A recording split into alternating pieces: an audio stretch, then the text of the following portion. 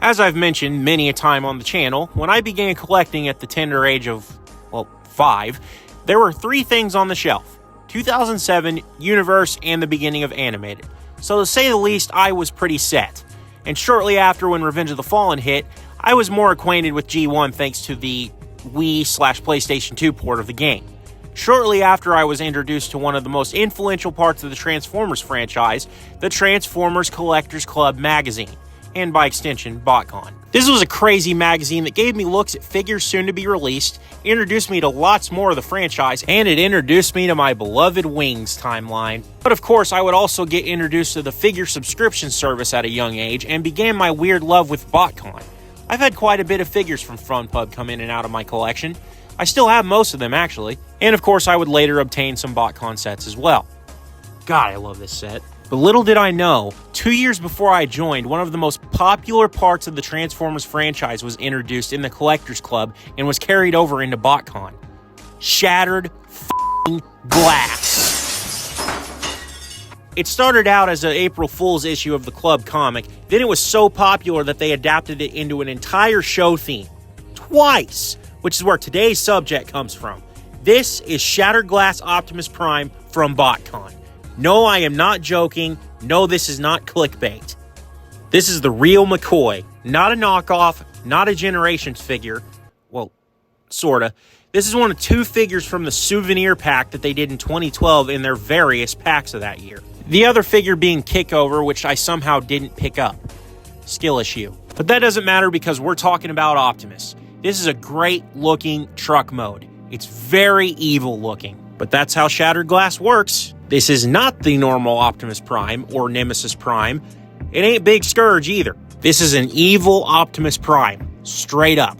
The Autobots are bad, the Decepticons are good, up is down, left is right. Human sacrifice, dogs and cats living together, mass hysteria. The purple here, while not quite the same as the first release, it does look really, really good. Plus, you have the dry brush battle damage over it, which looks fantastic.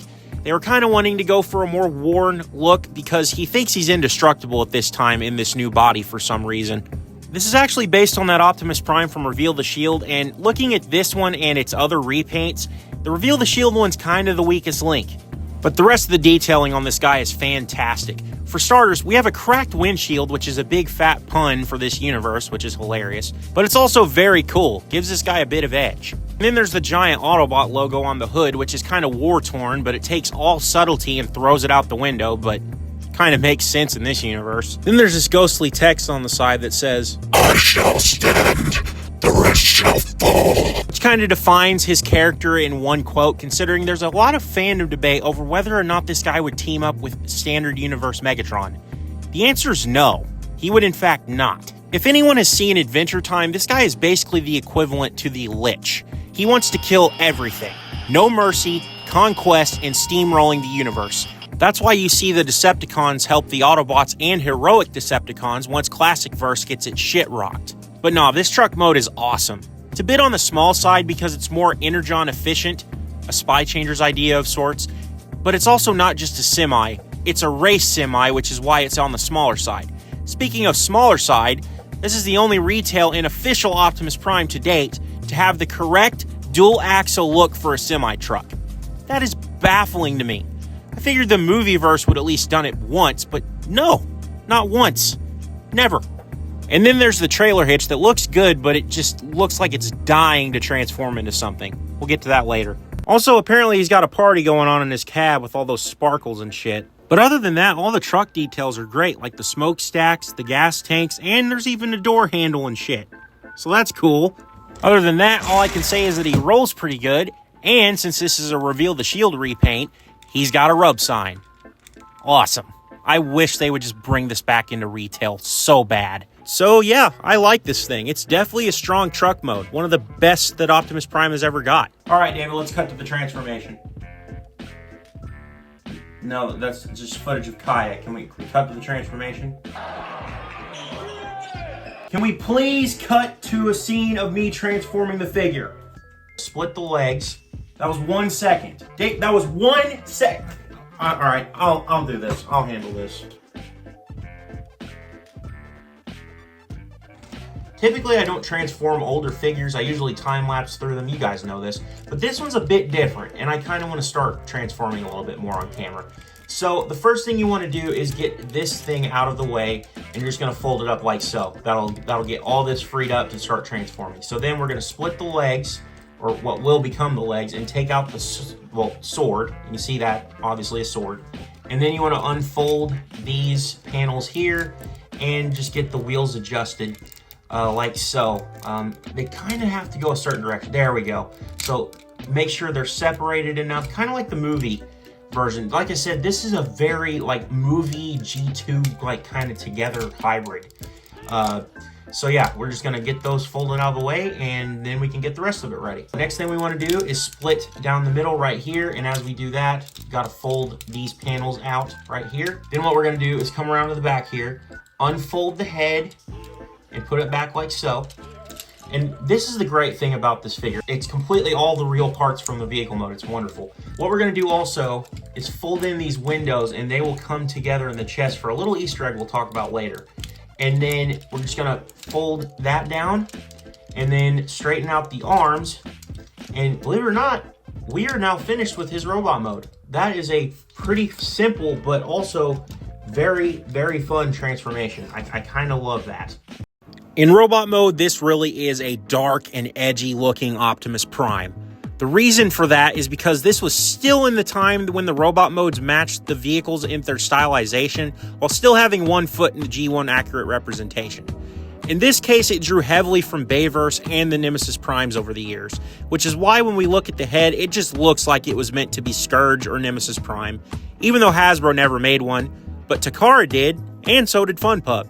Check out my friend Bot's Obsession's video. Not many people have looked at this guy. But the look of this guy's head is probably why they decided to make this guy the upgraded form of Shattered Glass Optimus. But this guy's also smaller than the original. The reason for that is because he was beaten to a bloody pace and then put himself in what basically is a Cybertronian Bacta tank and reformatted himself into this body. I just made a video about that. But all the same, despite his limbs being a little less blocky, this has similar sensibilities and feel to Classics Prime, as it should. Now here's my hot take for the day. I have never, ever thought that Shattered Glass looked good in a strictly G1 style. Like the new Hasbro stuff, not really doing it for me. Also, unlike the original Laser Prime and Scourge, this chest is meant to be the real windshield of the truck. It's not just hanging out on the back. Speaking of the window chest, look at that. A Matrix is molded in there. That's a nice touch, especially with how they did it. They just put half of each side of the Matrix on the doors, and when it folded in, it formed the full thing. Also, kibble management on this guy is excellent. There's like no hanging stuff at all. It's all nicely folded up and minimal back kibble as well. The front is the same way. The profile is just fantastic. The thing wears every part of the truck so well, except for the flaps on the arms. That is the only issue I have with this robot mode, but it's easy to ignore. What isn't easy to ignore is how good his hands look. They're so expressive in like any pose you put them in, especially when you bring his main feature in, which is his sword. He holds this thing tightly and poses so well with it. Also, you can make him wield it with 2 hands, which might look a little crude, but it's an awesome, awesome touch. Also, it's made of G-metal, that material from the Headmasters. I don't know. I haven't watched Headmasters since the Shout remakes came out. Here's some of the awesome pictures I took of this guy in poses.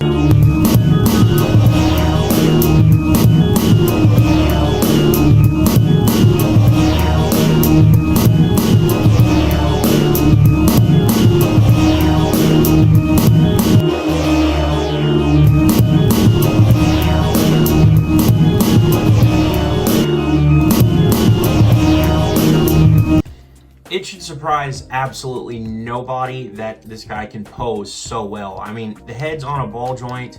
It's a little stressed on mine, so I'm going to try to be careful with it. But yeah, it can get some good movement, looking around, up, down, left, right, you know.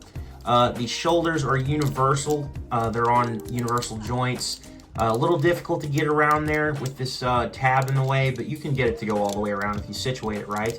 The shoulder, you go out the shoulders here, and then you can get a decent elbow, and you can actually go the other way a little bit, which is kind of crazy. And then the wrist can swivel on that ball joint inside of it. It's one of those like clipped in, screwed in ball joints like on 07 Bumblebee.